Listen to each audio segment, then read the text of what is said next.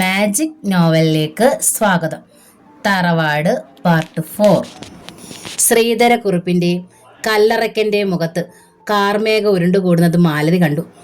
S I രണ്ടുപേരെ നോക്കി. Sir, ഇവൾ കള്ളം പറയുകയാണ്. എൻ്റെ മകളെ വിവാഹം കഴിച്ചയച്ചതാണ്. ചെമ്പകശ്ശേരി ശ്രീധരക്കുറുപ്പ് പെട്ടെന്ന് പറഞ്ഞു. എസ് ഐയുടെ നോട്ടം കല്ലറക്കനിൽ പതിഞ്ഞു. സർ, എൻ്റെ ഭാര്യ അത്തരക്കാരിയല്ല. എല്ലാ ഞായറാഴ്ചകളിലും പള്ളിയിൽ പോകുന്ന ദൈവവിശ്വാസിയാണ് അവൾ. മാന്യമായി ജീവിക്കുന്ന കുടുംബമാണ് ഞങ്ങളുടേത്, കല്ലറക്കൻ പറഞ്ഞു. 1-2 നിമിഷം കഴിഞ്ഞു. സർ, വിവാഹം കഴിച്ചവർക്ക് വ്യഭിചരിക്കാൻ പാടില്ലെന്നുണ്ടോ? ദൈവവിശ്വാസികൾക്ക് പരപുരുഷന്മാരെ പ്രാപിക്കാൻ പാടില്ലെന്നുണ്ടോ? സ്വന്തം ശരീരം വിറ്റ് ജീവിക്കുന്നതിന് ഇത് രണ്ടും തടസ്സമാണെങ്കിൽ ഞാൻ എങ്ങനെ വേശ്യയാകും? ഞാനൊരു ഭാര്യയാണ്, അമ്മയാണ്, ദൈവവിശ്വാസിയാണ്. മാലതിയുടെ ചോദ്യം ശ്രീധരക്കുറുപ്പിൻ്റെയും കല്ലറക്കൻ്റെയും നെഞ്ചിൽ അസ്ത്രങ്ങളായി പതിഞ്ഞു. സർ, ഈ സ്ത്രീ പറയുന്നത് വിശ്വസിക്കരുത്. ഞങ്ങൾ പരാതിപ്പെട്ടതിൻ്റെ പ്രതികാരം ചെയ്യുകയാണിവൾ. ഇരുവരും ചേർന്നാണ് പറഞ്ഞത്. മാലതി കള്ളം പറയുകയാണെന്ന് എസ് ഐക്ക് മനസ്സിലായി. ഇവൾ പഠിച്ച കള്ളിയാണ്, അത്ര പെട്ടെന്ന് മെരുങ്ങുന്നവളല്ല. എന്താടി, മാന്യമായി ജീവിക്കുന്നവരെ കുറിച്ച് അപവാദം പറയുകയാണോ? നിന്റെ താന്തോന്നിത്തം ഇവിടെ വേണ്ട. അതെന്താ സർ, മാന്യമായി ജീവിക്കുന്നവർക്ക് വ്യഭിചരിക്കാൻ പാടില്ലേ? എല്ലാ വേശ്യകളും മാന്യമായിട്ട് തന്നെയാണ് സാർ ജീവിക്കുന്നത്. നീ എന്നെ പഠിപ്പിക്കാൻ വരികയാണോ? എസ് ഐ ചാടി എഴുന്നേറ്റു. അപ്പോഴേക്കും അഡ്വക്കേറ്റ് മഹേശ്വരൻ പിള്ള ഡോർ തുറന്ന് അകത്ത് കയറി കഴിഞ്ഞിരുന്നു. എന്താ ഇൻസ്പെക്ടർ സാറേ, രാവിലെ വലിയ കോപത്തിലാണല്ലോ? മഹേശ്വരൻ പിള്ള കുലുങ്ങി ചിരിച്ചുകൊണ്ട് എസ് ഐക്ക് അഭിമുഖമായി കസേരയിലിരുന്നു. എസ് ഐയുടെ മുഖം കോപത്താൽ ചുവന്നു തൊടുത്തു. കൈകൾ തരിച്ചു. എസ് ഐ ദേഷ്യമെല്ലാം കടിച്ചമർത്തി. അഡ്വക്കേറ്റ് മഹേശ്വരൻ പിള്ള കടന്നു വന്നില്ലായിരുന്നെങ്കിൽ ഒരു പക്ഷേ മാലതിയുടെ കരണം പുകയുമായിരുന്നുവെന്ന് പോലും തോന്നി. ഓ, നിങ്ങളൊക്കെയല്ലേ ഇവളുമാരുടെയൊക്കെ വക്കീല്? ആണുങ്ങളൊക്കെ ജയിലിലായപ്പോൾ ഇതിൻ്റെയൊക്കെ പണി എന്താണെന്ന് അറിഞ്ഞോ? തെല്ലു പുച്ഛ സ്വരത്തിൽ എസ് ഐ ചോദിച്ചു. ഇല്ലല്ലോ. സർക്കാർ ജോലി വല്ലതും കൊടുത്തോ? ഒന്നും അറിയാത്ത ഭാവത്തിൽ മഹേശ്വരൻ പിള്ള ചോദിച്ചു. സർക്കാർ ജോലി കൊടുത്തതല്ല, സ്വയം തൊഴിൽ. അത് നല്ല കാര്യമാണല്ലോ. സ്വാശ്രയശീലം സ്ത്രീകളിലുണ്ടാകുന്നത് അവരുടെ ഭാവിക്ക് നന്ന്. നിങ്ങൾ എന്ത് തൊഴിലിൻ്റെ കാര്യമാണ് പറയുന്നത്? എസ് ഐക്ക് ദേഷ്യം വന്നു തുടങ്ങി. പക്ഷേ അഡ്വക്കേറ്റ് മഹേശ്വരൻ പിള്ളയോട് ഇടപെടുന്നത് സൂക്ഷിച്ചു വേണമെന്ന് എസ് ഐക്ക് അറിയാമായിരുന്നു.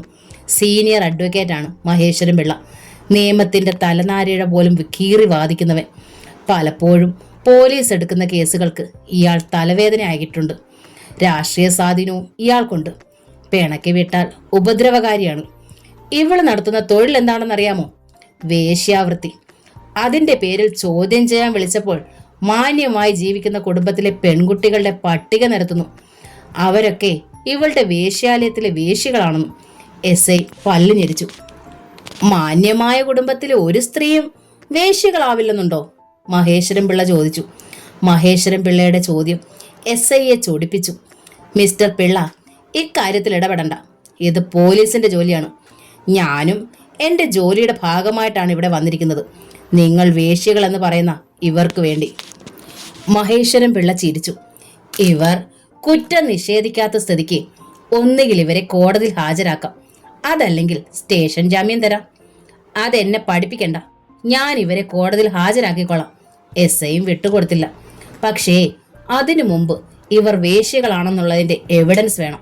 ഇവരെ എവിടെ നിന്നാണ് അറസ്റ്റ് ചെയ്തത്? മെഡിക്കൽ ടെസ്റ്റ് നടത്തി ഇവർ മറ്റു പുരുഷന്മാരുമായി ബന്ധപ്പെട്ടിട്ടുണ്ടെന്ന് സ്ഥിരീകരിച്ചോ?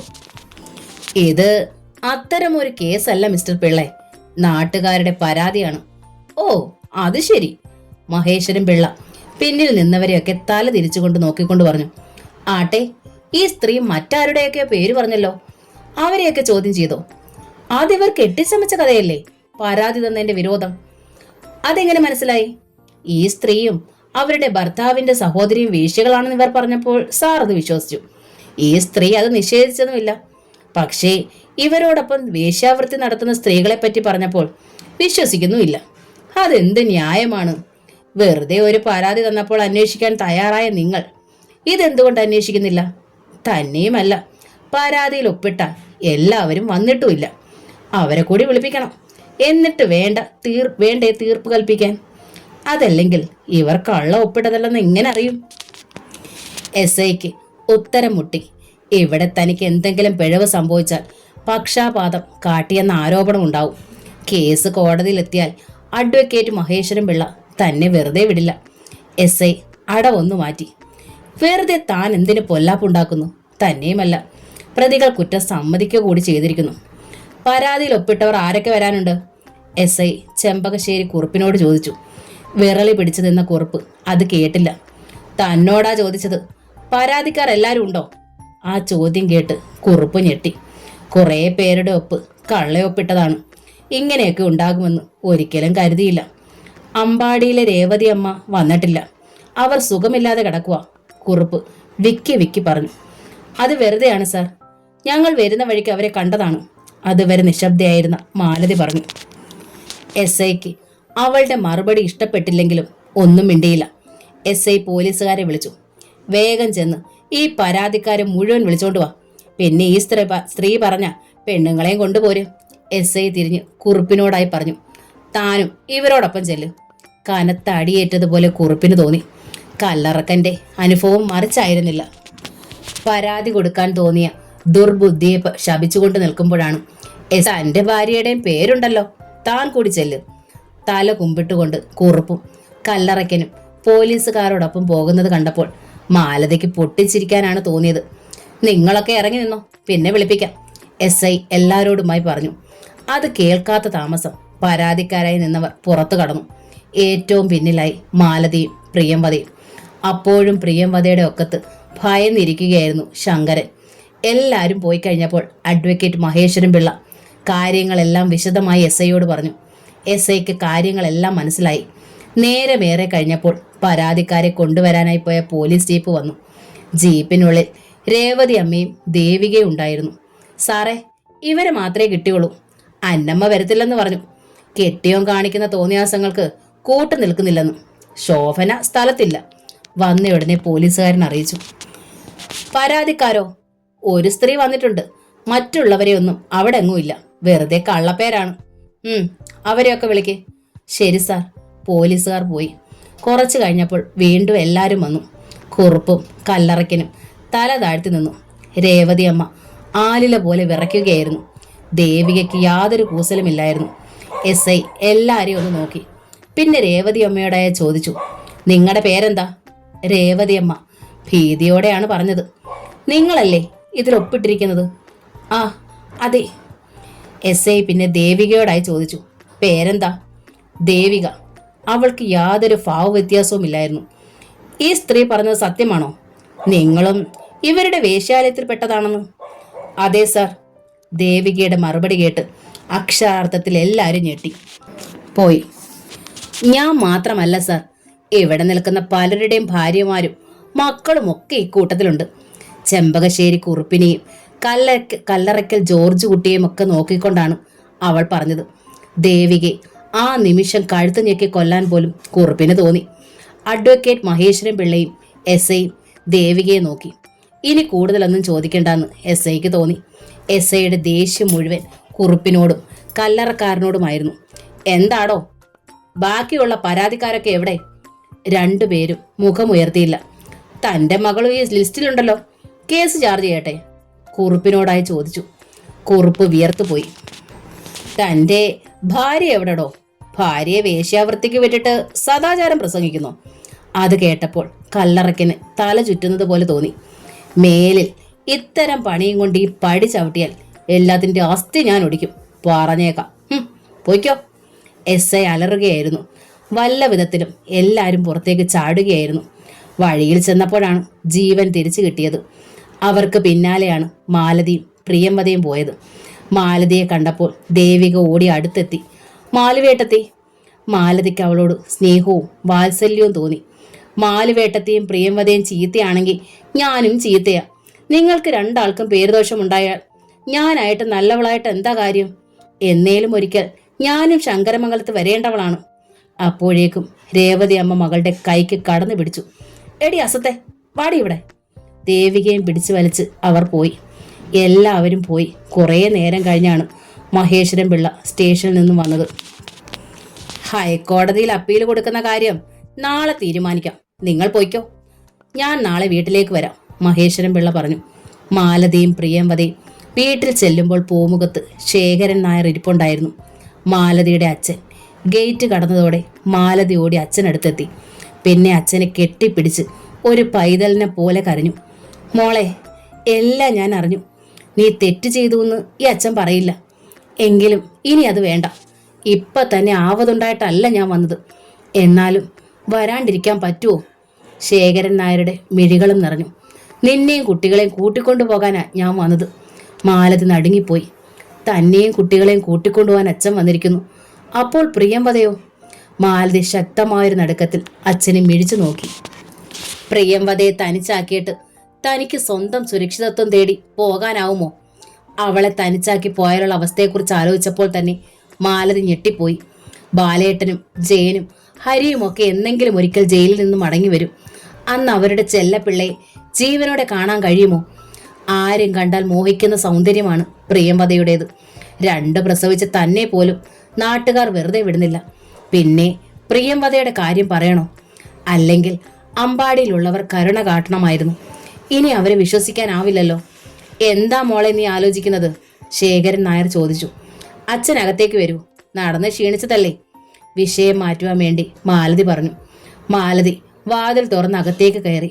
അപ്പോഴേക്കും പ്രിയംവദ ശങ്കരനെ എടുത്തുകൊണ്ട് പൂമുഖത്തെത്തി. ശങ്കരന്റെ നോട്ടം അപ്പൂപ്പന്റെ കയ്യിലിരുന്ന പൊതിയിലായിരുന്നു. പ്രിയംവദയുടെ കയ്യിൽ നിന്ന് ശങ്കരൻ ചാടിയിറങ്ങി. അപ്പൂപ്പ, ഇതെന്നതാ? അവൻ ചോദിച്ചു. ഇത് കുട്ടി ശങ്കരനുള്ളതാ. ശേഖരൻ നായർ പൊതി അവന് നേരെ നീട്ടി. ശങ്കരൻ അതുമായി അകത്തേക്കോടി. ശേഖരൻ നായരെ കണ്ടപ്പോൾ മുതൽ വിങ്ങിപ്പൊട്ടുകയായിരുന്നു പ്രിയംവദ.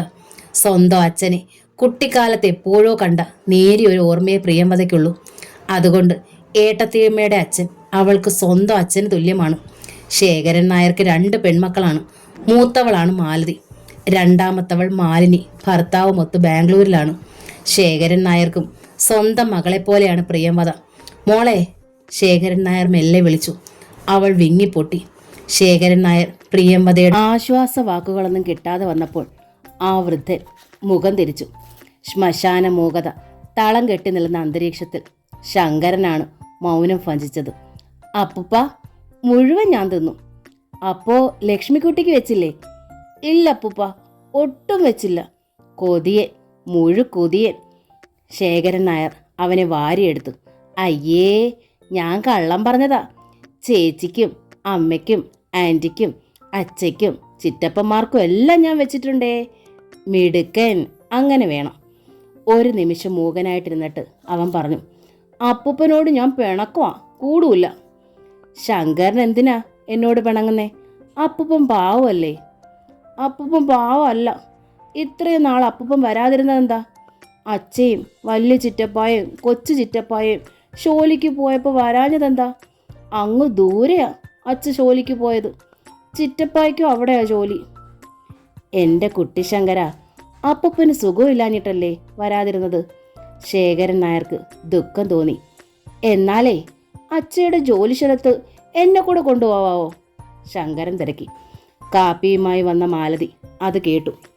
ഹൃദയത്തിൽ 1000 കൊള്ളിയാൻ മിന്നുന്നത് പോലെ അവൾക്ക് തോന്നി. അവൾ വേഗം കാപ്പി ടീപ്പോയിൽ വെച്ചിട്ട് അകത്തേക്ക് പോയി. ഇനിയും ശങ്കരൻ എന്തെങ്കിലും പറഞ്ഞാൽ അത് കേൾക്കാനുള്ള ശക്തി അവൾക്കില്ലായിരുന്നു. പറയപ്പൂപ്പ, അച്ഛയുടെ അടുത്ത് എന്നെയും കൊണ്ടുപോവാവോ? വീണ്ടും അവൻ ചോദിച്ചു. എന്തു പറയണമെന്നറിയാതെ ശേഖരൻ നായർ പതറി. പ്രിയംവദയും അകത്തേക്ക് പോയി കഴിഞ്ഞിരുന്നു. എന്നെ അച്ഛയുടെയും ചിറ്റപ്പന്മാരുടെ അടുത്ത് കൊണ്ടുപോയില്ലേ അപ്പൂപ്പനോട് ഞാൻ മിണ്ടൂല. ശങ്കരൻ പിണക്കം നടിച്ചു. ഇനി അപ്പൂപ്പൻ വരുമ്പം ശങ്കരനെ കൊണ്ടുപോവാം. എന്താ സത്യം? ശങ്കരൻ സംശയത്തോടെ അപ്പൂപ്പനെ നോക്കി. സത്യം. അപ്പൂപ്പൻ കുട്ടിശങ്കരനോട് കള്ളം പറയുമോ?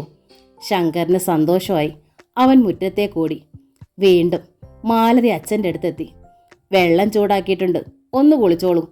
ഇത്ര യാത്ര ചെയ്തു വന്നതല്ലേ, അവൾ പറഞ്ഞു. ശേഖരൻ നായർ മാലതിയുടെ പിന്നാലെ അകത്തേക്ക് നടന്നു. കുളിച്ച് വേഷം മാറി ഊണ് കഴിച്ചുകൊണ്ടിരുന്നപ്പോൾ ശേഖരൻ നായർ സംസാരിച്ചു തുടങ്ങി. നിന്റെ അമ്മയുടെ അഭിപ്രായം ഇത് തന്നെയാ. വെറുതെ എന്തിനാ മോളെ ആളുകളെ കൊണ്ട് ഓരോന്ന് പറയിക്കാൻ അവസരം കൊടുക്കണത്? നീയും കുട്ടികളും ഞങ്ങളോടൊപ്പം ഉണ്ടെങ്കിൽ നിന്റെ അമ്മയ്ക്ക് ഒരു സമാധാനം ഉണ്ടാകുമല്ലോ. എന്താ മറുപടി പറയണമെന്നറിയാതെ മാലതി വിഷമിച്ചു. ശേഖരൻ നായർ 1-2 നിമിഷം നിശബ്ദനായിരുന്നു. മകളുടെ മുഖത്തേക്ക് നോക്കുമ്പോൾ നെഞ്ചു പൊടിയുകയാണ്. അവളുടെ ദുഃഖം തനിക്കും മനസ്സിലാകും. ഭർത്താവ് ജീവിച്ചിരിക്കെ ഒരു തരം വൈദ്യവ്യം ഏറ്റുവാങ്ങിയവൾ. വീണ്ടും ശേഖരൻ നായരുടെ ചെലമ്പിച്ച സ്വരം. മോളെ, ഇവിടെ നടന്നതെല്ലാം അച്ഛൻ അറിയുന്നുണ്ടായിരുന്നു. എത്ര എത്ര എഴുത്തുകളാണ് ഓരോ ദിവസവും അവിടെ വന്നത്. അത്രയും ശത്രുക്കൾ ഈ കുടുംബത്തിലുണ്ടെന്ന് അറിഞ്ഞോളൂ. ഒരിക്കലും എൻ്റെ മോളെ ഞാൻ കുറ്റം പറയില്ല. ചീത്തയായി ജീവിക്കാൻ നിങ്ങൾ ആരെയും ഞാൻ പഠിപ്പിച്ചിട്ടില്ലല്ലോ. എങ്കിലും മോളോട് ഞാൻ പറയുകയാണ്, മോൾ അച്ഛൻ്റെ കൂടെ പോര്. ഞാൻ വരൂല. അവൾ വിങ്ങിപ്പൊട്ടി. മോളെ, ശത്രുക്കളുടെ മുന്നിൽ തോറ്റുകൊടുക്കുന്നത് ദൗർബല്യം കൊണ്ടല്ല. ഇന്ന് തികച്ചും അനാഥമായ വീടാണിത്. ചെളിവാരി എറിയാനും പാരിതോഷണം പറയാനും ആളുകൾ ഏറെ ഉണ്ടാകും. കുറേ ചീത്തപ്പേരെങ്കിലും വിശ്വസിക്കാൻ ആളും ഉണ്ടാവും. എന്തിനാ മോളെ വെറുതെ ചീത്തപ്പേര് കേൾപ്പിക്കണത്? എന്തോ ആളുകൾ പറഞ്ഞോട്ടെ, എന്നാലും ഞാൻ എവിടേക്കും വരൂല. ബാലേട്ടൻ ഞങ്ങളെ ജയിലിൽ നിന്നും മടങ്ങി വരുമ്പോൾ ഞാനും കുട്ടികൾ ഇവിടെ ഉണ്ടാകണം. ഞങ്ങളെ കാണാൻ ഓടി വരുന്ന ബാലേട്ടനെ ഞങ്ങളോട് ഉപേക്ഷിച്ചു പോയാൽ എത്ര വർഷം കഴിഞ്ഞായിരിക്കും മോളെ ബാലം മടങ്ങി വരിക? ബാലം വരുമ്പോൾ നിനക്കിങ്ങോട്ട് വരാലോ. എത്ര വർഷം കഴിഞ്ഞാലും അവർ വരുന്നതും കാത്ത് ഞങ്ങൾ ഇവിടെ ഉണ്ടാകും. തന്നെയല്ല, ഞാനും കുട്ടികളും സുഖം തേടിപ്പോയാൽ പ്രിയംവദയോ, അവൾക്ക് പിന്നെ ആരാണ് ഉണ്ടാവുക? അവളെയും കൊണ്ടുപോകാമല്ലോ, പിന്നെന്താ? ശേഖരൻ നായർ ചോദിച്ചു. അതിനുത്തരം പറയാൻ മാലതിക്ക് വാക്കുകൾ കിട്ടിയില്ല. എന്താ മോളെ, പ്രിയംവദയെ കൂടെ നമുക്ക് കൊണ്ടുപോകാം. നീയും അവളും തമ്മിൽ എനിക്ക് വ്യത്യാസമൊന്നുമില്ല. ഇനി എന്ത് പറഞ്ഞാണ് അച്ഛനെ പിന്തിരിപ്പിക്കുക? മാലതി ആലോചിച്ചത് മുതൽ മുഴുവൻ അതായിരുന്നു. തനിക്ക് ഈ വീട് വിട്ട് പോകാനാകുമോ? ഏതെങ്കിലും ഒരു നനഞ്ഞ സന്ധ്യയിൽ തന്നെയും കുട്ടികളെയും തേടിയെത്തുന്ന ബാലേട്ടൻ, താനും കുട്ടികളും പ്രിയംവദയും ഇല്ലാത്ത ശങ്കരമംഗലം കാണുമ്പോൾ ആ മനസ്സ് തകരില്ലേ? അച്ഛൻ ഊണ് കഴിച്ച് എഴുന്നേൽക്കുമ്പോൾ ചോദിച്ചു, പ്രിയംവദ എവിടെ? കിടക്കുമായിരിക്കും. ശേഖരൻ നായർ നേരെ പ്രിയംവദയുടെ അടുത്തേക്കാണ് പോയത്. എന്തോ ആലോചനകൾ മുഴുകി കിടക്കുകയായിരുന്നു പ്രിയംവദ. അവളിൽ ഒരു ദുഃഖസാഗരം ഇരമ്പുന്നത് ശേഖരൻ നായർ അറിഞ്ഞു. ശേഖരൻ നായരുടെ സാന്നിധ്യവും അവൾ അറിഞ്ഞിരുന്നില്ല. ഏറെ നേരം അവളെ തന്നെ നോക്കി നിന്നിട്ട് ശേഖരൻ നായർ മെല്ലെ വിളിച്ചു, മോളെ. ശബ്ദം കേട്ട് അവൾ പിടഞ്ഞെഴുന്നേറ്റു. മോളെ, ഞാൻ വന്നത് നിങ്ങളെ കൂട്ടിക്കൊണ്ടുപോകാനാണ്. ബാലനും ജയനും ഹരിയുമൊക്കെ വരുമ്പോൾ തിരിച്ചു വരാം. അതുവരെ നിങ്ങളിവിടെ തനിച്ച് കഴിയേണ്ടല്ലോ. ഇല്ലച്ച, ഞാൻ വരില്ല. ഏട്ടത്തിയമ്മയും ലക്ഷ്മിയെ ശങ്കരനെയും കൊണ്ടുപോയിക്കോളൂ. പൊടുന്നനെ അവൾ പറഞ്ഞു. നിന്നെ ഇവിടെ തനിച്ചാക്കിയിട്ട് മാലു വരുമോ മോളെ? അതുകൊണ്ട് മോളുകൂടി. ശേഖരൻ നായർ വാക്കുകൾ പൂർത്തിയാക്കും മുമ്പ് പ്രിയംവദ യാചിച്ചു. എന്നെ നിർബന്ധിക്കരുതേ അച്ഛാ. ഈ വീട് വിട്ട് ഞാൻ എവിടെയും പോവില്ല. അവൾ ഒന്ന് നിർത്തിയിട്ട് ഒഴുകി വന്ന നീർമുത്തുകൾ തുടച്ചു. എല്ലാം നല്ലതിനു വേണ്ടിയാ മോളെ ഞാൻ പറയുന്നത്. മോള് കൊച്ചുകുട്ടിയാ. ജീവിതം കിടക്കുന്നതേ ഉള്ളൂ. സത്യമൊന്നും ആരും തിരക്കില്ല. മോളുടെ ഭാവി അത് മറക്കണ്ട. തനിക്കിനി എന്തു ഭാവിയാണുള്ളതെന്ന് അവൾ ഓർത്തു. തൻ്റെ പ്രതീക്ഷ മുഴുവൻ ഉണ്ണിയേട്ടനിലായിരുന്നു. ആ പ്രതീക്ഷ എന്നേ അസ്തമിച്ചു. മഴയ്ക്ക് വേണ്ടി കാത്തിരുന്ന വേഴാമ്പലെ പോലെ കാത്തിരുന്നവളാണ് താൻ. ആ വേഴാമ്പലിന് വെറുതെ കാത്തിരിക്കാനേ കഴിയൂ. മോളെന്താ ഒന്നും മിണ്ടാത്തത്? അച്ഛൻ മറ്റൊന്നും കരുതരുത്. ഞങ്ങളെല്ലാം കൂടി ഇവിടം വിട്ടുപോയാൽ അസ്ഥിത്തറയിൽ വിളക്ക് വയ്ക്കാൻ കൂടി ആളില്ലാണ്ടാവും. അച്ഛൻ്റെയും അമ്മയുടെയും അസ്ഥിത്തറയിൽ ഒരു മൺചിരാതെങ്കിലും കൊളുത്തിയില്ലെങ്കിൽ ആ ശാപം കൂടി ഏറ്റുവാങ്ങേണ്ടി വരും. അതുകൊണ്ട് മാലുവേട്ടത്തിൽ പോന്നോട്ടെ, ഞാനിവിടെ നിൽക്കാം. അവൾ മുഖം കുനിച്ചു. കണ്ണുകളിൽ നിന്ന് ബാഷ്പബിന്ദുക്കൾ ധാരധാരയായി ഒഴുകി നിലത്ത് ചിതറി വീണു. ശേഖരൻ നായർ പിന്നൊന്നും പറഞ്ഞില്ല. ഇനിയും പ്രിയംവദയെ വേദനിപ്പിക്കേണ്ടെന്ന് കരുതി തിരിഞ്ഞു നടന്നു. അന്ന് രാത്രി കിടക്കുമ്പോൾ പ്രിയംവദ ശബ്ദം താഴ്ത്തി ചോദിച്ചു, ഏട്ടത്തിയമ്മ നാളെ വീട്ടിലേക്ക് പോകുന്നുണ്ടോ? ഇരുട്ടിൽ പ്രിയംവദയുടെ മുഖത്ത് പടർന്ന ഭാവം എന്തെന്ന് തിരിച്ചറിയാൻ കഴിഞ്ഞില്ലെങ്കിലും മാലതിക്കത് മനപ്പാടമായിരുന്നു. മാലതി മറുപടി ഒന്നും പറഞ്ഞില്ല. ഏട്ടത്തിയമ്മ പോയാൽ ശങ്കരനെ തന്നിട്ടേ പോകാവൂ. ബാലേട്ടനും കൊച്ചേട്ടനും വരുന്നത് വരെ ഞാൻ അവനെ വളർത്തിക്കോളാം. പ്രിയംവദയുടെ പതറിയ ശബ്ദത്തിൽ നിന്നും മാലതിക്കൊന്നു ബോധ്യമായി. പ്രിയംവദ മൂഖമായി കരയുന്നുണ്ടെന്നും ആ കണ്ണുകൾ നിറഞ്ഞൊഴുകുന്നുണ്ടെന്നും മാലതിയുടെ ഉള്ളം പിടഞ്ഞു. തന്നെ വട്ടം ചുറ്റിപ്പിടിച്ച് കടന്ന ലക്ഷ്മിയെ ഉണർത്താതെ കൈകൾ ശരീരത്തിൽ നിന്ന് മാറ്റിയിട്ട് മാലതി സാവധാനം എഴുന്നേറ്റു. പിന്നെ പ്രിയംവദയുടെ കട്ടിലിനടുത്തെത്തി. ഏട്ടത്തിയമ്മ എന്താ മിണ്ടാത്തെ? ഉറങ്ങിയോ? അവൾ ചോദിച്ചു. അപ്പോഴേക്കും മാലതി കട്ടിലിരുന്നു. പ്രിയംവദേ, നിന്നെ തനിച്ചാക്കിയിട്ട് ഈ ഏട്ടത്തിയമ്മ എവിടെയും പോകുമെന്ന് നിനക്ക് തോന്നുന്നുണ്ടോ? ചോദ്യം കേട്ടതും ഇരുട്ടിൽ തപ്പിത്തടഞ്ഞു പ്രിയംവദ മാലതിയുടെ കയ്യിൽ പിടിച്ചു. ആരിൽ നിന്നാണ് ആദ്യമെന്ന് വ്യക്തമല്ലെങ്കിലും ഇരുവരിൽ നിന്ന് നേർത്ത തേങ്ങലുകൾ ഉയർന്നു. ഏട്ടത്തിയമ്മ എങ്കിലും രക്ഷപ്പെട്ടോളൂ. എന്നെ ഓർത്ത് വെറുതെ എന്തിന് അപവാദം കേൾക്കുന്നു? അപ്പോൾ നീയും കേൾക്കുന്നില്ലേ? എന്നെപ്പോലല്ലോ ഏട്ടത്തിയമ്മ. എനിക്കിനി പ്രതീക്ഷകളൊന്നുമില്ല. ഏട്ടത്തിയമ്മയോ? ബാലേട്ടൻ മടങ്ങി വരുമ്പോൾ സഹോദരി ചീത്തയായെന്നറിഞ്ഞാൽ തള്ളിക്കളയാൻ പറ്റില്ലല്ലോ. അതുകൊണ്ട് ക്ഷമിക്കും. പക്ഷേ ഭാര്യ ചീത്തയാണെന്നറിഞ്ഞാൽ ക്ഷമിക്കൂ ഏട്ടത്തിയമ്മേ? അവളുടെ ചോദ്യം മാലതിയുടെ ഹൃദയഭിത്തികളിൽ നടുക്കമുണ്ടാക്കി. ഒരിടവേളയിലെ നിമിഷാർദ്ധത്തിന് ശേഷം മാലതി പറഞ്ഞു, ഇല്ല പ്രിയംവദേ, നിന്നെ കുറേ കിരാതന്മാരുടെ കൈകളിൽ ഏൽപ്പിച്ചിട്ട് എനിക്കൊരു ജീവിതം വേണ്ട. നീ ഉറങ്ങിക്കോളൂ. മാലതി തിരിച്ചു നടന്നു. പിറ്റേ ദിവസം രാവിലെ ശേഖരൻ നായർ പോകാനിറങ്ങി. ലക്ഷ്മിയും ശങ്കരനും അടുത്തെത്തി. അപ്പൂപ്പൻ ഇനി എന്നാ വരിക? അപ്പൂപ്പൻ ഇനിയും വരാം മക്കളെ. ശേഖരൻ നായർ രണ്ടുപേരെയും ചേർത്ത് നിർത്തി. ഇനി അപ്പൂപ്പൻ വരുമ്പം ഞങ്ങളെ അച്ചയുടെയും ചിറ്റപ്പന്മാരുടെയും ജോലി സ്ഥലത്ത് കൊണ്ടുപോകണം, ശങ്കരൻ പറഞ്ഞു. കൊണ്ടുപോവാം ശങ്കര. പടിക്കൽ വരെ മാലതിയും പ്രിയംവദയും ഒപ്പം ചെന്നു. എന്തേലും ആവശ്യം വന്നാൽ അറിയിക്കണം കേട്ടോ. മാലതി തലയിളക്കി. ശേഖരൻ നായർ പിന്നെ ഗേറ്റ് കടന്ന് റോഡിലേക്ക് ഇറങ്ങി. ശേഖരൻ നായർ പോയി തൊട്ടു പിന്നാലെ മഹേശ്വരൻ പിള്ള വന്നു. മഹേശ്വരൻ പിള്ള വന്നത് ഹൈക്കോടതിയിൽ അപ്പീൽ കൊടുക്കുന്ന കാര്യം പറയാനായിരുന്നു. പക്ഷേ അതിനു വേണ്ടി വരുന്ന തുകയെക്കുറിച്ച് അറിഞ്ഞപ്പോൾ മാലതി ഞെട്ടിപ്പോയി. 15,000 രൂപ. അതും നാളെ രാവിലെ. തല ചുറ്റുന്നത് പോലെ മാലതിക്ക് തോന്നി. കേസിനു വേണ്ടി ഇതിനകം ധാരാളം പണം വേണ്ടി വന്നു. വസ്തുക്കളിൽ പലതും വിറ്റു. ബാങ്ക് ബാലൻസ് ശൂന്യമാണ്. ഇത്രയേറെ പണം വാരി എറിഞ്ഞിട്ടും ശിക്ഷയിൽ നിന്നും ആർക്കും രക്ഷപ്പെടാനായില്ല. ഇനിയിപ്പോൾ എന്തു ചെയ്യും? ആ ചോദ്യത്തിനു മുമ്പിൽ മാലതി പകച്ചു. പക്ഷേ കാരാഗ്രഹത്തിൽ കിടക്കുന്ന ഭർത്താവിനെയും സഹോദരന്മാരെയും എങ്ങനെയും രക്ഷിക്കേണ്ടത് തൻ്റെ കടമയാണ്. മിസ്സിസ് മാലതി എന്താ ആലോചിക്കുന്നത്? പണത്തെക്കുറിച്ചാണോ? അഡ്വക്കേറ്റ് മഹേശ്വരൻ പിള്ള തെല്ലു നേരം കഴിഞ്ഞ് ചോദിച്ചു. അതെ എന്ന് മാലതി തലയിളക്കി. 15,000 രൂപ കൂടുതലൊന്നുമല്ല. ഹൈക്കോടതിയിലെ പ്രമുഖനാണ് ഹരിനാരായണൻ. അദ്ദേഹം എൻ്റെ സ്നേഹിതനായതുകൊണ്ടാണ് ഈ തുകയ്ക്ക് സമ്മതിച്ചത്. അപ്പോഴും മാലതിക്ക് ശബ്ദിക്കാൻ പോലും കഴിഞ്ഞില്ല. എങ്കിലൊരു കാര്യം ചെയ്യും. ഹൈക്കോടതിയിൽ പോലും വലിയ പ്രതീക്ഷയ്ക്ക് വകയില്ല. അതുകൊണ്ട് വേണ്ടെന്ന് വെക്കാം, മഹേശ്വരൻ പിള്ള പറഞ്ഞു. അയ്യോ പോരാ, എങ്ങനെയും പണം ഉണ്ടാക്കാം. ഹൈക്കോടതിയിൽ പോകണം. ഒരാളെങ്കിലും രക്ഷപ്പെട്ടാൽ ഈ കുടുംബത്തിലൊരാണുണ്ടെന്നെങ്കിലും പറയാമല്ലോ.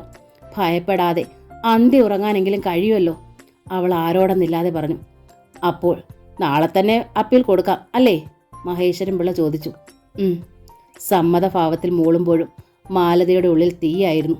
ശരി, ഞാൻ ഇറങ്ങുന്നു. നാളെ രാവിലെ ഓഫീസിലേക്ക് രൂപയുമായി വരൂ. നാളെ തന്നെ ഞാൻ ഹരിനാരായണനെ കേസ് ഏൽപ്പിക്കാം. മഹേശ്വരൻ പിള്ള പോകാനായി എഴുന്നേറ്റു. ഇരിക്കൂ സാർ, ഞാൻ ചായ കൊണ്ടുതരാം. പോയിട്ട് അല്പം തിടുക്കമുണ്ട്, ഇനിയൊരിക്കലാവാ. മഹേശ്വരൻ പിള്ള നടന്നു. മഹേശ്വരൻ പിള്ള പോയി കഴിഞ്ഞിട്ടും ഒരു ശീല പോലെ നിൽക്കുകയായിരുന്നു മാലതി. നാളെ രാവിലെ 15,000 രൂപയുണ്ടാക്കണം. എങ്ങനെ? മസ്തിഷ്കം പുകയുകയാണ്. ഭാര്യ എന്ന നിലയിൽ ഭർത്താവിനെ രക്ഷിക്കേണ്ടത് തൻ്റെ ചുമതലയാണ്. ഇപ്പോൾ ഭർത്താവിനെ മാത്രമല്ല, ഭർത്തൃ സഹോദരന്മാരെയും രക്ഷിക്കണം. താനവർക്ക് ചേട്ടത്തിയമ്മ മാത്രമല്ല, പെറ്റമ്മയ്ക്ക് തുല്യമാണ്. മാലതിയുടെ കൈകൾ സാവധാനം താലിച്ചെയിലിൽ അമർന്നു. അഗ്നിസാക്ഷിയായി ബാലേട്ടൻ തൻ്റെ കഴുത്തിലണിഞ്ഞ താലിച്ചെയിൻ.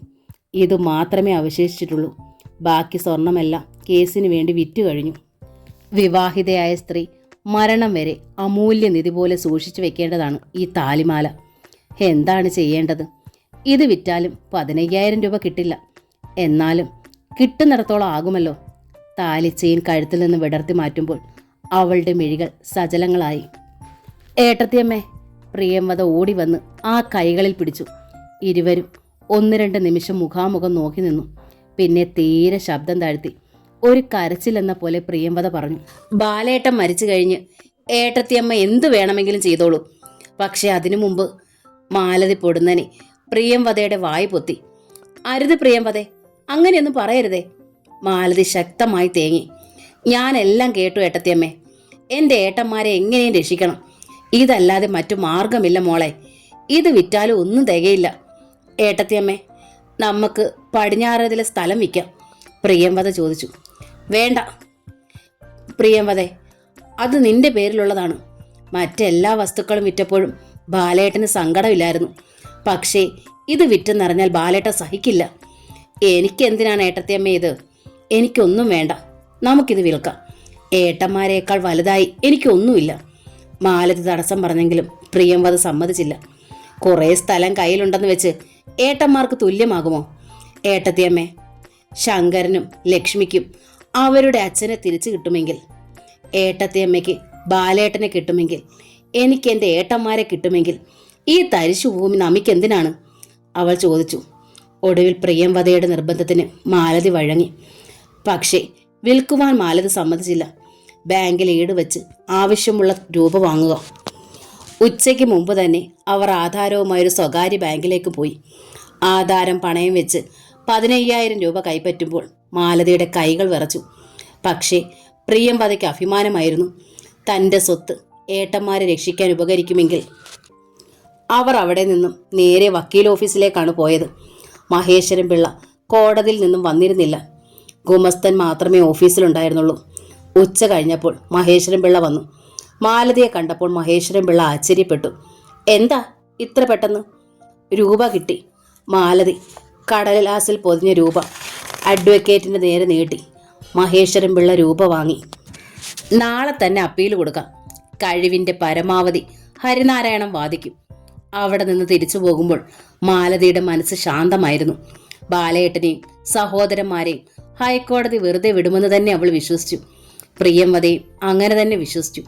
3 സഹോദരന്മാരും വീട്ടിലേക്ക് വരുന്ന രംഗം അവളുടെ മനസ്സിൽ തെളിഞ്ഞു വന്നു. വീണ്ടും ശങ്കരമംഗലം തറവാട് ഉണരും. പഴയ പ്രതാപം വീണ്ടെടുക്കും.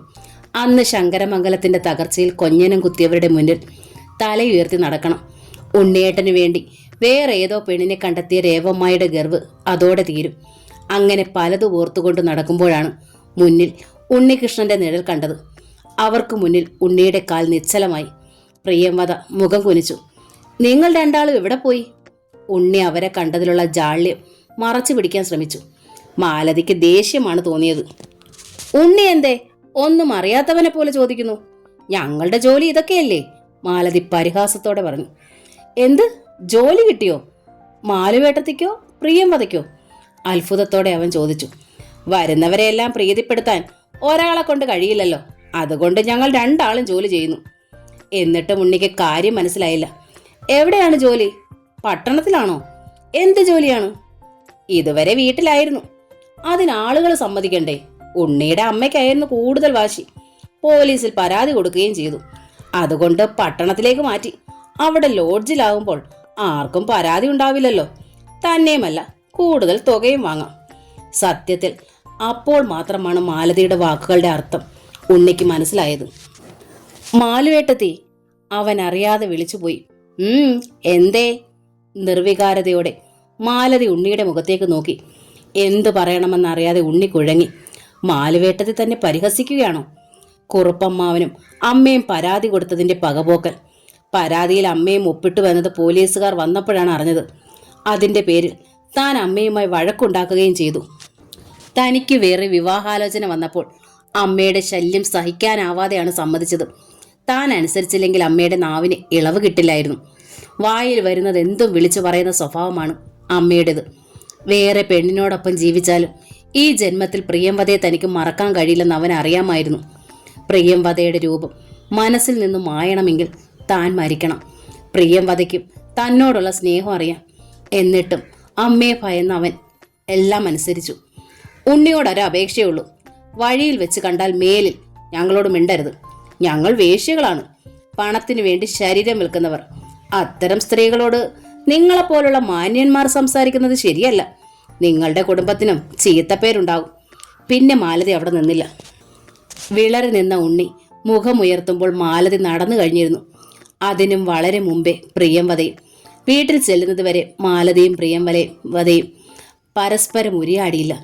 ഉണ്ണിയും മാലതിയും എന്താണ് സംഭവിച്ചതെന്ന് പ്രിയംവദ കേട്ടില്ല. ഉണ്ണി അടുത്ത് വന്നപ്പോൾ തന്നെ അവൾ അകലേക്ക് മാറി നിൽക്കുകയായിരുന്നു. ഉണ്ണി എന്താണ് പറഞ്ഞതെന്ന് ഏട്ടത്തിയമ്മയോട് ചോദിക്കണമെന്നുണ്ടായിരുന്നു. പിന്നെ ഓർത്തു, താൻ എന്തിനു ചോദിക്കണം? ഉണ്ണിയേട്ടൻ ഇന്ന് തനിക്ക് ആരുമല്ല, വേറെ ഏതോ പെൺകുട്ടിയുടെ സ്വന്തമാകാൻ പോകുന്നയാൾ. കഴിഞ്ഞതെല്ലാം മറന്നേ പറ്റൂ. താൻ സ്വരുക്കൂട്ടിയ സ്വപ്നങ്ങളൊക്കെ തനിക്ക് കൈമോശം വന്നിരിക്കുന്നു. സ്വയം സമാധാനം കണ്ടെത്തുമ്പോൾ തത്രപ്പെടുമ്പോഴും അവളുടെ ഉള്ളിൽ നേർത്തൊരു നൊമ്പരം മുളപൊട്ടി. ഈ ഒരാൾക്ക് വേണ്ടി മന്വന്തരങ്ങളോളം കാത്തിരിക്കുമെന്ന് അർദ്ധനാരീക്ഷര ക്ഷേത്രത്തിൽ വെച്ച് എത്രയോ പ്രാവശ്യം ശപഥം ചെയ്തിരിക്കുന്നു. പ്രിയമതേ, നിന്റെ മുഖം എന്താ വല്ലാതിരിക്കുന്നത്? ഉണ്ണിയെ കണ്ടതുകൊണ്ടാണോ? മാലതി ചോദിച്ചു. അല്ലെന്നർത്ഥത്തിൽ തലയിളക്കിക്കൊണ്ട് പ്രിയംവദ അടുക്കളയിലേക്ക് പോയി. ഉണ്ണിയുമായുള്ള സംസാരം പ്രിയംവദയിൽ നിന്നും മാലതി മനഃപൂർവ്വം ഒളിച്ചു. ഒന്നും അവൾ അറിയണ്ട. ഒന്നിനും കരുത്തില്ലാത്തവളാണ്. ദിവസങ്ങൾ ഓടി അകലുകയാണ്. ഹൈക്കോടതിയിൽ അപ്പീൽ വാദത്തിനെടുത്തു. അന്നെന്നുള്ള കാര്യങ്ങൾ മഹേശ്വരൻ പിള്ള മാലതി അറിയിച്ചുകൊണ്ടിരുന്നു. കീഴ്ക്കോടതിയുടെ വിധിക്കെതിരെ അഡ്വക്കേറ്റ് ഹരിനാരായണൻ ശക്തമായി വാദിക്കുന്നുണ്ടെന്ന് മഹേശ്വരൻ പിള്ള പറഞ്ഞു. ബാലേട്ടനൊക്കെ രക്ഷപ്പെടുമോ സാർ? മാലതിക്ക് അതറിയാനായിരുന്നു തിടുക്കം. സാർ, അവരെയൊക്കെ വെറുതെ വിടുമോ? നിയമത്തിന്റെ പഴുതുകളിൽ പിടിച്ച് വാദിക്കാനല്ലേ ഹരിനാരായണന് കഴിയൂ. ഏതായാലും ചെറിയൊരു പ്രതീക്ഷയുണ്ട്. നിങ്ങൾ നല്ലതുപോലെ പ്രാർത്ഥിക്കൂ. പ്രാർത്ഥിക്കുന്നുണ്ട് സാർ. ഒടുവിൽ വിധി പറയുന്ന ദിവസം വന്നെത്തി. വിധി കേൾക്കുവാൻ മാലതിയും പ്രിയംവദയും കുട്ടികളും പോയി. പുലർച്ചെ ക്ഷേത്രത്തിൽ വഴിപാടുകളിട്ട് പ്രാർത്ഥിച്ചതിന് ശേഷമാണ് പോയത്. ഹൈക്കോടതിയുടെ വരാന്തയിൽ നിറയെ ആളുകളുണ്ടായിരുന്നു. അവർക്കിടയിൽ അവരും നിന്നു. ഉത്കണ്ഠാകുലമായ നിമിഷങ്ങൾ കടന്നുപോയി. കോടതി നടപടികൾ ആരംഭിച്ചു. മാലതിയും പ്രിയംവദയും നെഞ്ചുരുകി പ്രാർത്ഥിക്കുകയായിരുന്നു. അപ്പോഴാണ് ലക്ഷ്മിയും ശങ്കരനും ഉറക്കെ വിളിച്ചു പറഞ്ഞത്, ദേ അച്ഛയും ചിറ്റപ്പായും. പറഞ്ഞു തീരുന്നതിന് മുമ്പ് അവർ മുറ്റത്തേക്കോടി. മാലതിയും പ്രിയംവദയും ഞെട്ടിത്തിരിഞ്ഞു. പോലീസ് ജീപ്പിൽ നിന്ന് വിലങ്ങണിഞ്ഞ കൈകളോടെ ഇറങ്ങി വരുന്ന ബാലേട്ടൻ. തൊട്ടു പിന്നാലെ ജയനും ഹരിയും. ജയന്റെ വലത് കൈയും ഹരിയുടെ ഇടത് കൈയും ചേർത്ത് ഒരു വിലങ്ങിൽ ബന്ധിച്ചിരിക്കുന്നു. ലക്ഷ്മിയും ശങ്കരനും കൂടി ഓടി അവർക്കടുത്തെത്തി. ബാലശങ്കറിന്റെ കണ്ണുകൾ തിളങ്ങി. തൻ്റെ മക്കൾ, പൊന്നോമന മക്കൾ, ഒന്ന് വാരിയെടുത്ത് ഉമ്മ വയ്ക്കാൻ ബാലശങ്കർ കൊതിച്ചു. പക്ഷേ വിലങ്ങണിഞ്ഞ കൈകൾ. എല്ലാ ദുഃഖവും ഉള്ളിലൊതുക്കുമ്പോൾ ലക്ഷ്മി അയാളുടെ കൈകളിൽ തൂങ്ങി. അമ്മയും ആൻറ്റിയും ദാ നിൽക്കണു. ലക്ഷ്മി വിരൽ ചൂണ്ടിയെടുത്തേക്ക് ബാലശങ്കർ നോക്കി. നെഞ്ചു പൊട്ടിപ്പോകുന്നത് പോലെ അയാൾക്ക് തോന്നി. വിതുമ്പി പൊട്ടി നിൽക്കുന്ന മാലതിയും പ്രിയംവദയും, തൻ്റെ മാലുവും ചെല്ലക്കിളിയും. ഒരു നിമിഷം കണ്ട് കൊതി തീരും മുമ്പേ പോലീസുകാർ ബാലശങ്കറിനോട് ആജ്ഞാപിച്ചു, നടക്ക്. നിറഞ്ഞു വന്ന കണ്ണുകൾ തുടയ്ക്കാനാവാതെ ബാലശങ്കർ അവരോടൊപ്പം നടന്നു. ലക്ഷ്മിയും ശങ്കരനും ചിറ്റപ്പമാരുടെ അടുത്തേക്ക് ചെന്നപ്പോൾ പോലീസുകാർ അരിശപ്പെട്ടു. മാറി നിൽക്ക് പിള്ളാരെ. പിന്നെ ജയനോടും ഹരിയോടുമായി പറഞ്ഞു, നോക്കി നിൽക്കാതെ വാ. അവരും നടന്നു. മാലതിയും പ്രിയംവദയെ ഓടിച്ചെന്ന് ലക്ഷ്മിയെയും ശങ്കരനെയും വാരിയെടുത്തു. അച്ഛ എന്താ അമ്മ ഒന്നും മിണ്ടാത്തേ? ലക്ഷ്മി ചോദിച്ചു. അച്ഛയുടെയും ചിറ്റപ്പന്മാരുടെയും കയ്യിൽ വലിയ വള എന്തിനാ ഇട്ടേക്കണേ? ശങ്കരന്റെ സംശയം. എൻ്റെ പൊന്നു മക്കളെ, നിങ്ങളൊന്നും ചോദിക്കാതെ. മാലതി കേണു. അച്ഛയോട് ഞാനിനി മിണ്ടൂല. ലക്ഷ്മി കെറിവിച്ചു. ഞാനും കൂടത്തില്ല. ശങ്കരനും പിണങ്ങി. കുട്ടികളെ ഒരുവിധം സമാധാനിപ്പിച്ച് വീണ്ടും കോടതി വരാന്തയിലെത്തുമ്പോൾ വിഷാദത്തോടെ അഡ്വക്കേറ്റ് മഹേശ്വരൻ പിള്ള അവർക്കരികിലെത്തി. പിന്നാലെ ഹരിനാരായണനും. സോറി മിസ്സസ് മാലതി, നിങ്ങളുടെ ഭർത്താവിനെ രക്ഷിക്കാൻ ഇവിടെയും കഴിഞ്ഞില്ല. കീഴ്ക്കോടതിയുടെ വിധി ഹൈക്കോടതി ശരിവെച്ചു. മുഴുവൻ കേൾക്കാൻ മാലതിക്ക് കഴിഞ്ഞില്ല. ഒരഗ്നിപർവ്വതം പൊട്ടി. ഭൂമി കീഴ്മേൽ മറിയുന്നത് പോലെ ഒരു ഭ്രാന്തിയെപ്പോലെ മാലതി കോടതി മുറിക്കുള്ളിലേക്ക് ഓടി. 1000 കുറ്റവാളികൾ രക്ഷപ്പെട്ടാലും ഒരു നിരപരാധി പോലും ശിക്ഷിക്കപ്പെടരുതെന്നല്ലേ സാർ നിങ്ങളുടെ നിയമപുസ്തകത്തിൽ എഴുതി വച്ചിരിക്കുന്നത്? എന്നിട്ടും ഒരു തെറ്റും ചെയ്യാത്ത എൻ്റെ ഭർത്താവിനെ നിങ്ങൾ തന്നെ ശിക്ഷിച്ചു. നിരപരാധിയായ എൻ്റെ ഭർത്താവിനെ രക്ഷിക്കാൻ ഞാൻ ഇനി ഏത് കോടതിയിലാണ് പോകേണ്ടത്? ഏത് ന്യായാധിപന്റെ കാൽക്കലാണ് വീഴേണ്ടത്? ചേംബറിന് മുന്നിൽ നിന്നുകൊണ്ട് മാലതി കിതച്ചു. അവളുടെ വാക്കുകൾ കേട്ട് കോടതി നിശബ്ദമായി. മാലതി വിയർപ്പിൽ നിന്ന് കുളിച്ചു. പ്രതിക്കൂട്ടിൽ നിന്നിരുന്ന ബാലശങ്കർ നിസ്സഹായനായി അവളെ നോക്കി. ജയശങ്കറും ഹരിശങ്കറും പകച്ചു നിൽക്കുകയായിരുന്നു. കോടതിയിലുണ്ടായിരുന്ന എല്ലാവരുടെയും കണ്ണുകൾ മാലതിയിലായിരുന്നു. അവൾ മെല്ലെ പ്രതിക്കൂട്ടിനടുത്തെത്തി. പിന്നെ ബാലശങ്കറിനെ ചൂണ്ടി ജഡ്ജിയോടായി പറഞ്ഞു, സാർ, ഈ നിൽക്കുന്ന എൻ്റെ ഭർത്താവ് അറിഞ്ഞുകൊണ്ട് ഒരു ഉറുമ്പിനെ പോലും നോവിച്ചിട്ടില്ല. എന്നിട്ടും നിങ്ങളുടെ നിയമം എൻ്റെ ഭർത്താവിനെ കൊലപാതകയാക്കി ശിക്ഷിച്ചു. പക്ഷേ ജീവിച്ചിരിക്കുന്ന ഞങ്ങളോ? അവളൊന്ന് നിർത്തിയിട്ടൊരു തേങ്ങലോടെ തുടർന്നു. കുറ്റം ചെയ്യാത്ത എൻ്റെ ഭർത്താവിനെ ശിക്ഷിച്ച ഈ നിയമം കൊണ്ട് എന്നെയും എൻ്റെ കുട്ടികളെയും ശിക്ഷിക്കാമോ സാർ? അതല്ലെങ്കിൽ ജയിലിൽ കിടക്കുന്നവരുടെ ഭാര്യമാരുടെയും സഹോദരിമാരുടെയും ശരീരത്തിന് വില പറയുന്ന കാമഭ്രാന്തന്മാരെ ശിക്ഷിക്കാൻ നിങ്ങളുടെ നിയമത്തിന് കഴിയുമോ? വീണ്ടും എന്തോ പറയാൻ തുടങ്ങുമ്പോഴേക്കും ജഡ്ജിയുടെ ആജ്ഞപ്രകാരം വനിതാ പോലീസ് മാലതിയെ പിടിച്ചു വലിച്ച് കോടതിക്ക് പുറത്താക്കി. അത് കണ്ടു നിൽക്കാനാവാതെ ബാലശങ്കർ മുഖം തിരിച്ചു. ഏട്ടത്തി അമ്മയെ പിടിച്ചു വലിച്ചു കൊണ്ടുപോകുന്നത് കണ്ടപ്പോൾ ഹരിശങ്കറിന് കോപവും താപവും തോന്നി. അവനൊന്ന് മുന്നോട്ടാഞ്ഞതാണ്. പക്ഷേ അവന് കഴിഞ്ഞില്ല. അവനെ ബന്ധിച്ച വിലങ്ങ് അവരെ കോടതിക്ക് പുറത്തേക്ക് കൊണ്ടുപോയി. അവർ നടന്നു കഴിഞ്ഞപ്പോൾ ലക്ഷ്മിയും ശങ്കരനും അച്ഛ എന്ന് വിളിച്ചുകൊണ്ട് പിന്നാലെ ചെന്നു. ബാലശങ്കർ നിന്നു. ഒപ്പം ജയനും ഹരിയും. ലക്ഷ്മിയും ശങ്കരനും ബാലശങ്കർ കെട്ടിപ്പിടിച്ചു. അച്ഛയുടെ കൂടെ ഞങ്ങളും വരുന്നു. അവർ ചിണുങ്ങി. മക്കള് അമ്മയുടെ അടുത്ത് പൊയ്ക്കോ, അച്ഛ പിന്നെ വരാം. കരഞ്ഞു പോകാതിരിക്കാൻ ബാലശങ്കർ പരമാവധി ശ്രമിച്ചു. എല്ലാ ദുഃഖങ്ങളും അതരങ്ങളിൽ ഒതുക്കി. ഇല്ല, പോവൂല്ല, പോവൂല്ല. ലക്ഷ്മി ശാഠ്യം പിടിച്ചു. ശങ്കരൻ ജയശങ്കറിന്റെ മുണ്ടിന് തുമ്പിൽ പിടിച്ചു. ചിറ്റപ്പ, ഞാനും വരട്ടെ ചിറ്റപ്പാടെ കൂടെ? വേണ്ട ശങ്കര, ചിറ്റപ്പായ അച്ഛനും ഒക്കെ ജോലിക്ക് പോവുമല്ലേ? ജയശങ്കർ മുഖം തിരിച്ചാണ് പറഞ്ഞത്. ഹരിച്ചിറ്റപ്പ, ഞാനൂടെ. ശങ്കരൻ ഹരിയുടെ നേരെ തിരിഞ്ഞു. നിയന്ത്രണം വിട്ടുപോകുമെന്ന് ഹരി ഭയന്നു. ഞാൻ പോവൂല്ല, ഹരിച്ചിറ്റപ്പാടെ കൂടെ ഞാനും വരും. ശങ്കരൻ നിർബന്ധ ബുദ്ധിയോടെ ഹരിയുടെ മുണ്ടിൽ പിടിച്ചു വലിച്ചു. അപ്പോഴേക്കും മാലതി ഓടിയെത്തി. എന്റെ ബാലേട്ടാ! മാലതി ബാലശങ്കറിന്റെ മുന്നിൽ നിന്ന് കരഞ്ഞു. മാലു, നീ കരയരുതേ. നീ കൂടി കരഞ്ഞാൽ ആർക്കും നിയന്ത്രിക്കാൻ കഴിഞ്ഞെന്ന് വരില്ല. സഹനശക്തി വീണ്ടെടുത്തുകൊണ്ട് ബാലശങ്കർ ഓർമ്മിപ്പിച്ചു. വയ്യ ബാലേട്ടാ, സഹിക്കാനാവുന്നില്ല. എത്ര പ്രതീക്ഷയോടെയാണ് ഇവിടേക്ക് വന്നത്. നമുക്കെല്ലാവർക്കും കൂടി തിരിച്ചു പോകാമെന്ന് വിശ്വസിച്ചു. കഴിഞ്ഞില്ല. ഞങ്ങൾക്ക് തനിച്ചിനി വയ്യ. ഒരു മുഷിഞ്ഞ പഴന്തുണി കഷ്ണം പോലെ മാലതി ബാലശങ്കറിന്റെ മാറിലേക്ക് ചാഞ്ഞു. അതുവരെ പിടിച്ചു നിന്ന ബാലശങ്കറും വിതുമ്പി. എവിടെ പ്രിയംവദ? വിഷയം മാറ്റാനായി ബാലശങ്കർ ചോദിച്ചു. അവൾക്കൊന്നും കാണാൻ കഴിയില്ലെന്ന്.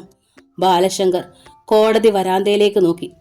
കോടതി വരാന്തയിലെ കൽത്തൂണിൽ മുഖം ചേർത്ത് പിടിച്ച് നെഞ്ചു പൊട്ടി കരയുകയായിരുന്നു പ്രിയംവദ. ജയനും ഹരിയും അത് കണ്ടു. 3 സഹോദരന്മാരുടെയും ഹൃദയം പൊട്ടുകയായിരുന്നു.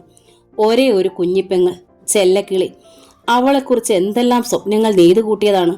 ശങ്കരമംഗലം തറവാടിന്റെ മുറ്റത്ത് മുല്ലപ്പന്തൽ ഒരുങ്ങുന്നതും ഖദർ മണ്ഡപത്തിൽ ആടയാഭരണങ്ങൾ അണിഞ്ഞിരിക്കുന്ന നവവധു ഒക്കെ ചില്ലു കൊട്ടാരം പോലെ തകർന്നു പോയിരിക്കുന്നു.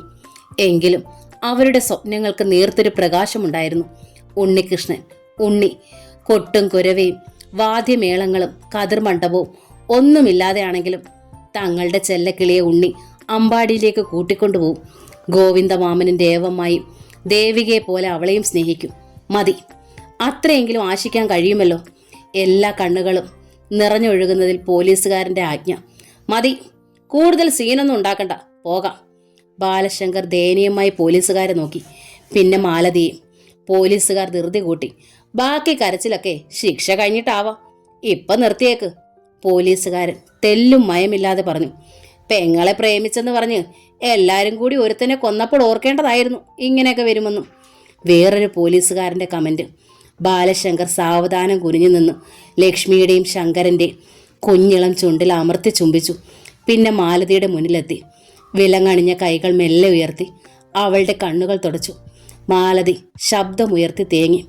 മാലു, കുട്ടികളെ എടുത്തോളൂ. അത്രയും പറയാനേ ബാലശങ്കറിന് കഴിഞ്ഞുള്ളൂ. പിന്നെ നടന്നു. ജയനും ഹരിയും മാലതിയുടെ അടുത്ത് ചെന്നു. ഹരിക്കുട്ട, ഒരു മകനെ എന്നോണം മാലതി അവൻ്റെ കയ്യിൽ പിടിച്ചു. ഏട്ടത്തിയമ്മേ, കരയരുത്. ദേവിക എന്തെങ്കിലും പറഞ്ഞു ഏട്ടത്തിയമ്മേ? ജയൻ ചോദിച്ചു. മാലതി വെറുതെ മൂളി. എന്തു പറഞ്ഞു? ജയൻ തിടുക്കപ്പെട്ടു. അവൻ്റെ കണ്ണുകൾ തിളങ്ങി. വേഗം തിരിച്ചു വരാൻ പ്രാർത്ഥിക്കുന്നുണ്ടെന്ന്. ജയൻ വരുന്നതുവരെ കാത്തിരിക്കാമെന്ന്. ജയനെ ആശ്വസിപ്പിക്കാൻ വേണ്ടി മാലതി കള്ളം പറഞ്ഞു. അമ്പാടിയിലെ സംഭവങ്ങളൊന്നും പറഞ്ഞില്ല. ഉണ്ണി വേറെ പെണ്ണിനെ കണ്ടതും കുറുപ്പമ്മാവനോടൊപ്പം ചേർന്ന് രേവമായി പരാതി കൊടുത്തതുമൊന്നും ഇവരോട് പറഞ്ഞാൽ ദുഃഖം ഇരട്ടിക്കുകയുള്ളൂ. എല്ലാം അവൾ മറച്ചു വെച്ചു. പോലീസുകാർ അടങ്ങുന്നില്ലെന്ന് കണ്ടപ്പോൾ ജയൻ നടന്നു. പിന്നാലെ ഹരിയും. ബാലശങ്കർ പോലീസ് ജീപ്പിൽ കയറി കഴിഞ്ഞിരുന്നു. ജയനും ഹരിയും ജീപ്പിലേക്ക് കയറാൻ തുടങ്ങും മുമ്പ് ഒരിക്കൽ കൂടി തിരിഞ്ഞു നോക്കി. പ്രിയമ്മത അപ്പോഴും കൽത്തൂണിൽ മുഖം ചേർത്ത് നിൽക്കുകയാണ്. ചിറ്റപ്പ, ഞാനൂടെ. ശങ്കരൻ ജീപ്പിനടുത്തേക്ക് ഓടി വന്നു. മാലതി പുറകെ ഓടി അവനെ പിടിച്ചു. ലക്ഷ്മി ബഹളമൊന്നും ഉണ്ടാക്കാതെ ജീപ്പിനടുത്ത് നിൽക്കുകയാണ്. ശങ്കരൻ നിർത്താതെ കരയുന്നതിനിടയിൽ പോലീസ് ജീപ്പ് മുന്നോട്ട് നീങ്ങി. ശങ്കരനെ ഒക്കത്ത് വെച്ച് ഒരു കൈകൊണ്ട് ലക്ഷ്മിയും പിടിച്ച് മാലതി പ്രിയംവദയുടെ അടുത്തേക്ക് ചെന്നു. ഞാൻ വരൂല്ല, അമ്മയുടെ കൂടെ ഞാൻ വരൂല്ല. ശങ്കരൻ ഷാട്ടിയും പിടിച്ച് കരഞ്ഞുകൊണ്ടിരുന്നു. അച്ഛയുടെ കൂടെ ഞാനും പോകും. കരയാതെ മോനെ, ആൻറ്റിയും വിളിച്ചുകൊണ്ട് നമുക്ക് വീട്ടിൽ പോകാം, അച്ഛ പിന്നെ വരും. മാലതി തേങ്ങിക്കൊണ്ടാണ് ശങ്കരനെ ആശ്വസിപ്പിച്ചത്. പ്രിയംവദേ, മാലതി വിളിച്ചു. പ്രിയംവദ മുഖം തിരിച്ചു. വാ, നമുക്ക് പോകാം. എല്ലാം വെറുതെ ആയല്ലോ ഏട്ടത്തിയമ്മേ, നമ്മൾ ഈ ചെയ്തതെല്ലാം വെറുതെ ആയല്ലോ. പ്രിയംവദ മാലതിയെ കെട്ടിപ്പിടിച്ചു കരഞ്ഞു. എല്ലാ നിയന്ത്രണങ്ങൾക്കും അവൾക്ക് നഷ്ടമായി. തറവാട് എന്ന നോവലിൻ്റെ ഈ ഭാഗം ഇവിടെ പൂർണ്ണമാവുകയാണ്. ഈ നോവൽ നിങ്ങൾക്കിഷ്ടം